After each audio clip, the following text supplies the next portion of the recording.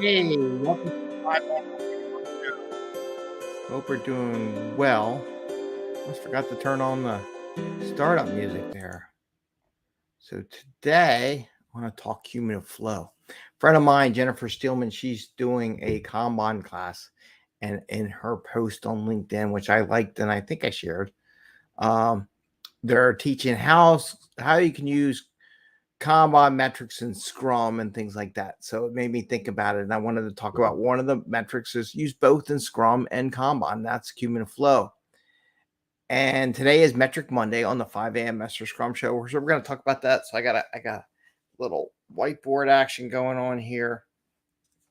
So we'll talk about that, what to look for as a Scrum Master, or someone running Kanban. But what a Scrum Master? What's the difference between what you'll see in a Kanban world versus they should see in a Scrum world? So we're going to talk about that. And it's 5 a.m. Mester Scrum Show, and I'm Greg Mester, Scrum Master and Agile Coach.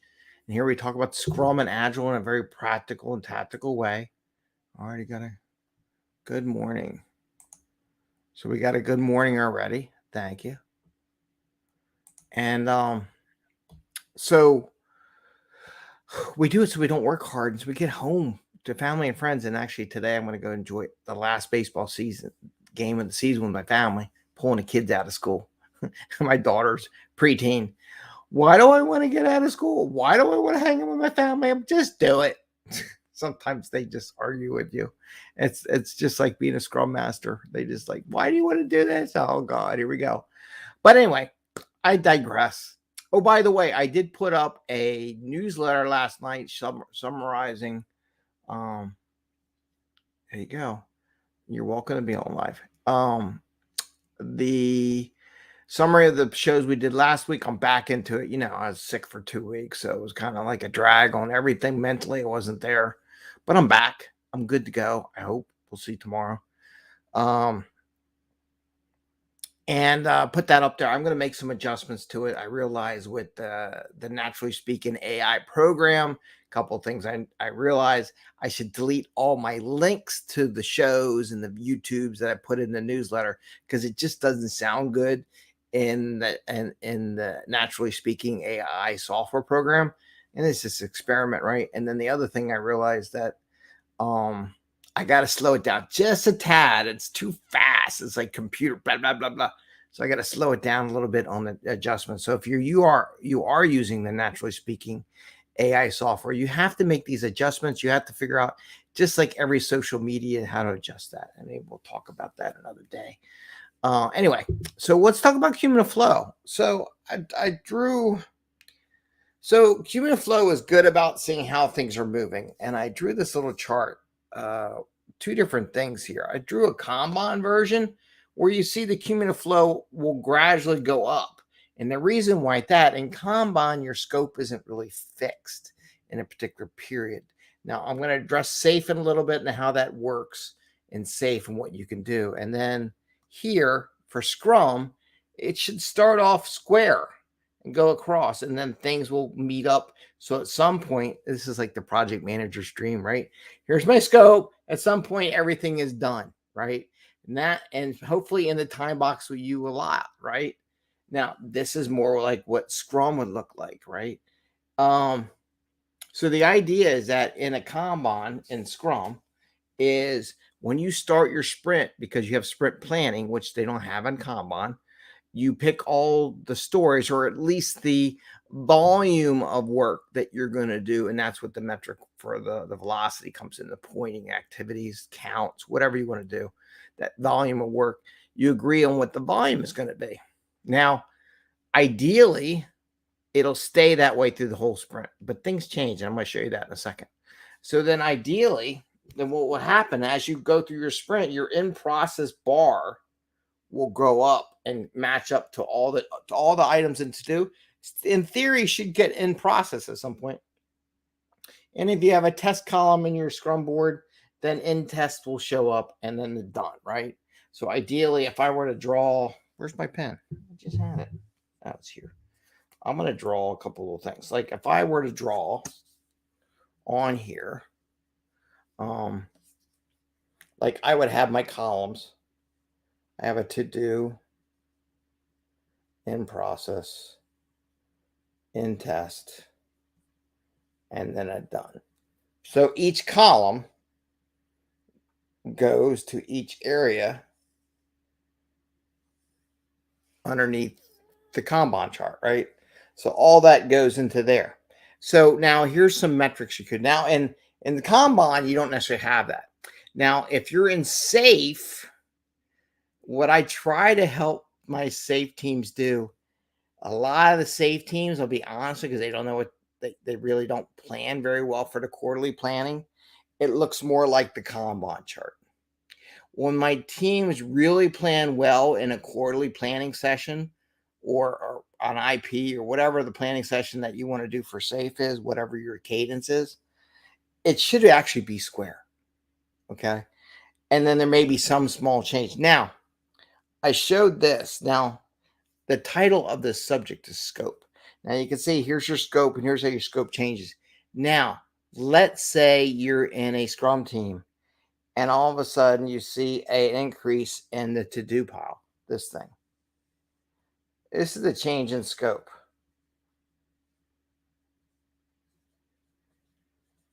right? So this area here is a scope change, right? So the nice thing about cumulative flow, if you're managing scope for your team as a Scrum Master, and you're keeping an eye on your product owners and your team, for someone offering donuts to go do extra work, you'll see this bump up. Now, what you should do as a Scrum team is that you should come back down again.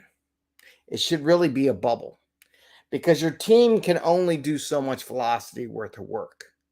If you stay up there, you're going to fail. Okay. Unless some miraculous way your team improves within a time box of a sprint. And come on, what's the probability? Let's say it bumps up 10%. What's the probability you get a 10% production increase in a 2-week period or 1-week period or 3-week period? It's pretty much zero. And if you ever tell me it is going to be 10% bump up in that compared to what your average velocity is on your team, I'd be like, do you know how to read a chart? Do you understand how teams work? Do you understand project management? Do you understand work? Like, unless you're going to work more hours, which we preach not to do that, you're not going to get it, right? And if you're obligating a team to work more hours, it's just going to stress them off later, and they're going to have a downplay in productivity later on in the sprint. So why? Why would you do that, right?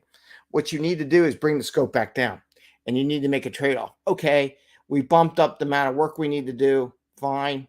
We need to trade off what's in our sprint backlog so that we can still meet the volume which we know we're going to make and promises we're going to make in the commitments within the sprint, right? So, and this is just one aspect of the cumulative flow chart. I wanted to share that because people don't always talk about that. Cumulative flow is a great scope change indicator. Okay.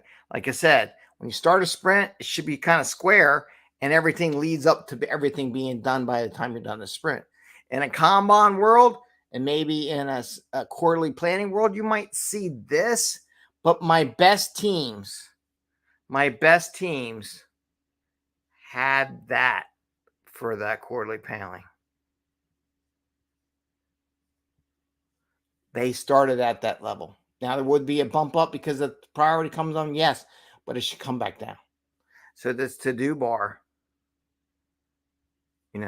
should be up here for quarterly planning, right? That's where it should be. And when you get that, a lot of times, your team's doing a good job planning. And there's ways around that with Kanban, I could tell. But again, it might be really good. And I'm going to talk more about cumulative flow as we go.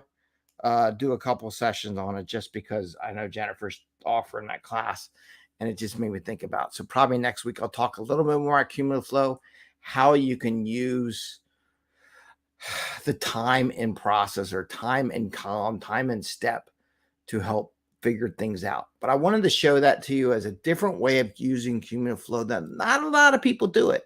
Now, as a project manager, if you're good at project management, there's a lot of bad project managers out there who really don't understand scope nor change in scope. But if you know it, the cumulative flow chart is an awesome thing because you can track everything that's in your spec, and then you can see how it's being worked and where it's going and where it is in there. So you could even use a cumulative flow diagram in Microsoft Project, to be honest with you, because you can add all your steps up and you can see where they all are. But that's not what we talk about, but you could. Anyway, I want to wish you the best.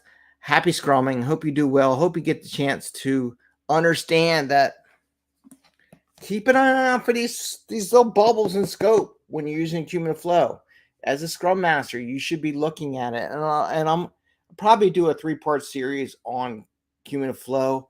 Talk about this. I'm going to talk about how to measure it. Hey, Rob, how are you? Attach a link to Jennifer's class. Yeah, I will.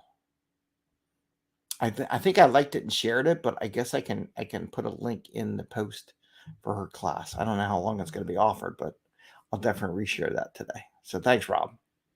Jennifer will appreciate that.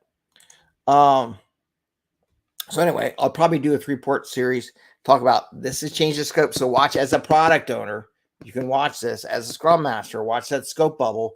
That bubble should come back down like a bubble, not like a cliff that stays up high, like the Rocky Mountains. It should come back down because you should adjust your scope back down to what the average velocity for the team is. And that's where that benefit comes from. Also, you can see when you plan quarterly, it should be more straight across the top. When you do this, it tells me your scope's changing the entire quarter.